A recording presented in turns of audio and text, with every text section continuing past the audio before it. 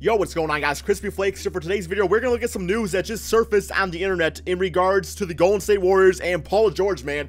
So apparently back during the whole Paul George fiasco, when he basically told the Pacers, you know what, man, I'm not coming back to your bitch ass team next season, so you better trade me to somebody else, which resulted in him going to the OKC Thunder for Victor Oladipo and also Domantas Sabonis.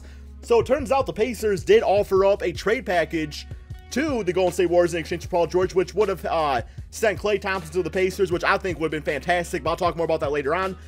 And of course, Paul George would be on the Golden State Warriors with Stephen Curry, Kevin Durant, and Draymond Green. Now, I'm going to explain during this video why I don't, I'm going to say why I don't think this is a good fit and why I agree with the Warriors for declining this trade, man. I think they made the right choice in this instance.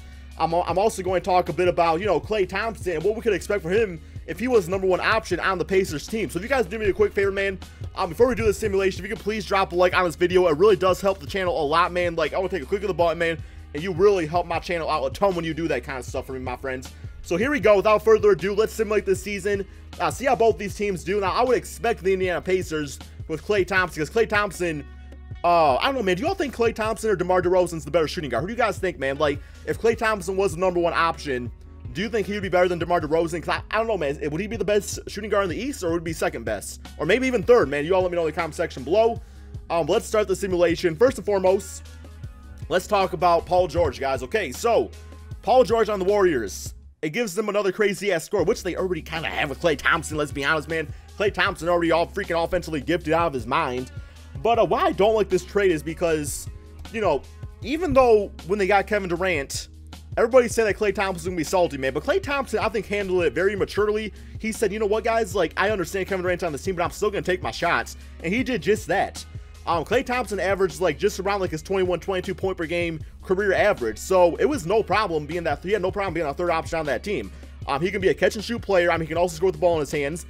But also what I love about Klay Thompson is that even when he's offensively not doing well, he clamps the hell out of his opponent on defense, man.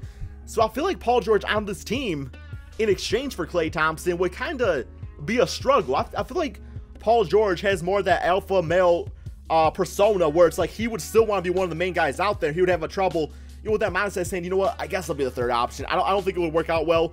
While I do expect the OKC Thunder to utilize a lot of catch and shoot with Paul George and Russell Westbrook on the penetration, I do think that the most optimal position or optimal style of basketball for Paul George is having the ball in his hand, playing simple, which is why I also think about the Houston Rockets and how Chris Paul and James Harden gonna do together. And if they get Carmelo Anthony, all those guys are also guys that need the ball in their hands. So that's just, that's neither here nor there, and that's for a different video to discuss about, man. Now, you look at the Pacers.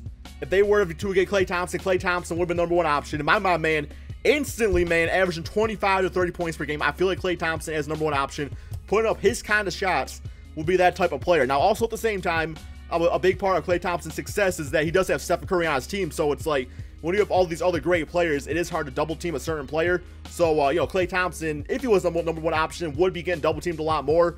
So it'd be interesting to see how that would be, how that would work out for him, how his stats would be affected due to that. But also, man, Klay Thompson and Miles Turner, that's not looking too bad. You also got Darren Collison on that team now, who is a solid, 13-point, 8-assist point guard. That's pretty decent. You got TJ Leaf. Who knows, man? Maybe he's the next Kevin Love. I mean, the way people talk about him in my comments, it sounds like he'll be the next Kevin Love. But yeah, guys, I just felt like, Paul George on the Warriors, yes, it would have made them on paper look like even more of a crazy-ass super team. But Klay Thompson is the better player for the Golden State Warriors with this style of roster they currently have, man. So you look at the record right there, 58-23 with Paul George. I mean, still first in the Western Conference. And the thing about the Western Conference is that a lot of these teams, man, they're so freaking good. We all expect the Warriors to make it back to the finals, but then it's a whole bunch of really good-ass teams after that, too. They got to play each other multiple times a year, so it makes sense that the record are close, because probably a lot of these series, 3-4 game series in the regular season are probably split series, man. There ain't gonna be one team dominating nobody else. But let's simulate through date against the Lakers here, and we get to take a W right there, 111-105. Russell Westbrook MVP. Markelle Fultz, which, in this scenario, the OKC Thunder get screwed because they just still have Victor Oladipo, right? You got Markelle Fultz, Rookie of the Year. Jeremy Lin, 6-man. Andre Drummond, Defensive Player. Nikola Jokic, Most Improved. And, we got any Pacers up in here or any Warriors? Come on, man. Where the Warriors at? All right, so we got Kevin Durant, All-NBA second team, and Stephen Curry, All-NBA third team. So no Paul George on here, surprisingly. All defensive teams, any Warriors or Pacers. Not seeing anybody unless I'm blind, which I could be blind. That's also, you know, a case because a lot of people say my rebounding skills kind of suck. So maybe I am blind, man. I just don't know it. Wouldn't that be weird? Sounds like some freaking, I don't know. What's that, man? Twilight Zone shit or something. All right, so, yo, Pacers did make the playoffs in the 8th seed with a record of 39-43. So, yeah, I mean, hell, dog, in the Eastern Conference, that's good enough for the playoffs, I guess. 4 games below 500, if my math is correct, which it probably isn't. So let's check out the player stats for the Pacers real quick here. We got Klay Thompson. Come on, 2K. You bullshit-ass simulation really think that Klay Thompson's #1 option is going to average less than his career high? Or than, I'm sorry, than his career average? Are you serious, 2K? This man, 25 to a 30-point per game score as #1 option, okay? Straight up. Hand down, man down. Come on, 2K. How much shots you got him taking? Oh, that boy put up 20 shots a game, let's be honest, man. Who else gonna shoot the ball? Miles Turner, I guess. Al Jefferson. He's 33, man. Weak as hell now, man. I'm just saying, he is. Bogdanovich, I guess, is pretty solid, too, though. All right, well, let's look at the Warriors now, I guess. So, Stephen Curry actually led this team in scoring at 29 points and about 8 assists per game. Kevin Durant at 25, and Paul George taking on the third option role at 18 points per game. But you look at his career average, and, I mean, per his career, yeah, I guess you got this season kind of screwed up. He only played 6 games. And, you know, earlier when there was, like, Danny Granger on the Indiana Pacers, he didn't really score a lot either.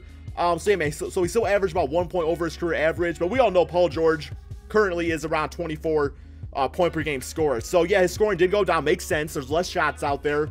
But still respectable numbers. Like, how many shots did he actually take? He only shot 12. Damn. He shot 54%. And he shot, I mean, he being a splash bro out there, man. He being a splash bro, not a splash hoe. With a 43% three-point shooting. So that does look very nice out there. I would say it worked out. But what I do think you lose with Paul George in opposed to Klay Thompson is the defense. And I think that's a big difference maker in a lot what goes right with the Golden State Warriors these days. So we got playoffs. We'll go ahead and simulate these, see how they go. I expect the Pacers are going to get knocked out first round to the Cavaliers. So here we go, man. Simulate current round, see how it goes. And, yo, okay, so the Pacers actually made a little bit of a ball game. 4 games to 2. That's not too bad. Bogdanovich, yo, where's Klay at? Yo, ooh. You're the brick bro, man. God damn. 1 for 9? That's the thing, Klay. When you're the #1 option, you can't afford to choke like that. Damn, dude. Yo, LeBron dropping that crazy-ass triple-dub, too. All right, let's check out this Lakers Lonzo Ball versus Golden State Warriors series. Lonzo Ball actually, he's been actually killing in the summer league, too, man. But, yo, Steph Curry, 38 points, 26, 10, and 8 for Kevin Durant, and a solid 16 points on a not-so-great 7 for 18 shooting from Paul George. Here we go. We got the OKC Thunder in the second round. Simulate current round, see how this goes. Okay, so they take him to a game 7. So in the closeout game, Kevin Durant, he's like, yo, man, give me this damn basketball. This is my former team. I want to beat their asses down. Yo, 124, 121. Can I see, like, who the, okay, I don't want to actually check them, man. I kind of want to see, like, who took the final shot this game. I have no idea how to check that because, like, with this kind of simulation, but damn, dude. Who do y'all think they hit that game-winning 3? That's crazy, all right.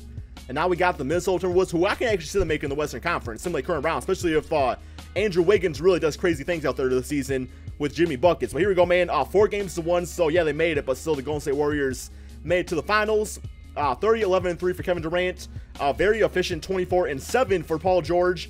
And Stephen Curry, 21 points on 8 for 12 shooting. So, man, the efficiency of these players have been off the freaking charts, guys. But here we go, once again.